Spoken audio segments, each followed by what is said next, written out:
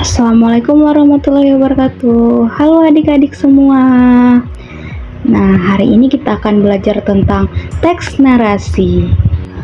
Narasi adalah jenis teks yang menceritakan suatu cerita atau kejadian dalam urutan waktu tertentu.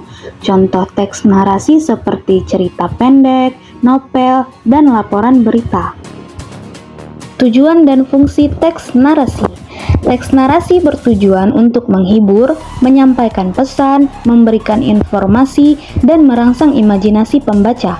Sedangkan fungsinya adalah membuat cerita lebih menarik, membuat kita merasakan emosi, membantu kita memahami kehidupan di sekitar, memberikan pengetahuan baru, dan menghibur kita. Jadi, teks narasi tidak hanya menceritakan sebuah kisah, tetapi juga mengajari dan menghibur kita. Adapun ciri-ciri teks narasi ada 3. Yang pertama, bercerita tentang suatu kejadian dengan beberapa peristiwa kronologis atau urutan peristiwa. Yang kedua, terdapat konflik atau masalah. Dan yang ketiga, memiliki unsur-unsur teks, tokoh, latar, alur, tema, dan pesan moral. Selanjutnya ada struktur teks narasi. Yang pertama itu ada orientasi atau perkenalan cerita.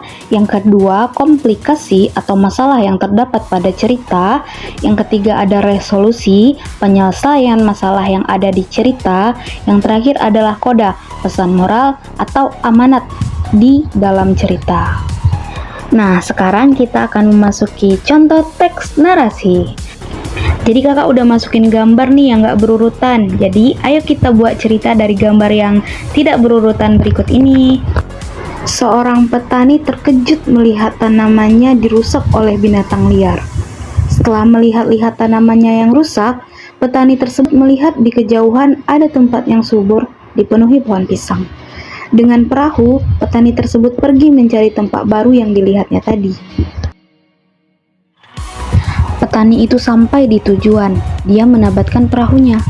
Setelah sampai, bapak petani mulai membuat rumah baru di tempat yang baru saja ditemuinya. Rumahnya selesai, tanamannya subur, bapak petani pun senang tinggal di sana. Sudah dengar ceritanya kan adik-adik? Nah, sekarang tugas adik-adik nih untuk urutkan gambar-gambar yang tadi kakak ceritakan di kolom komentar. See you next time, terima kasih.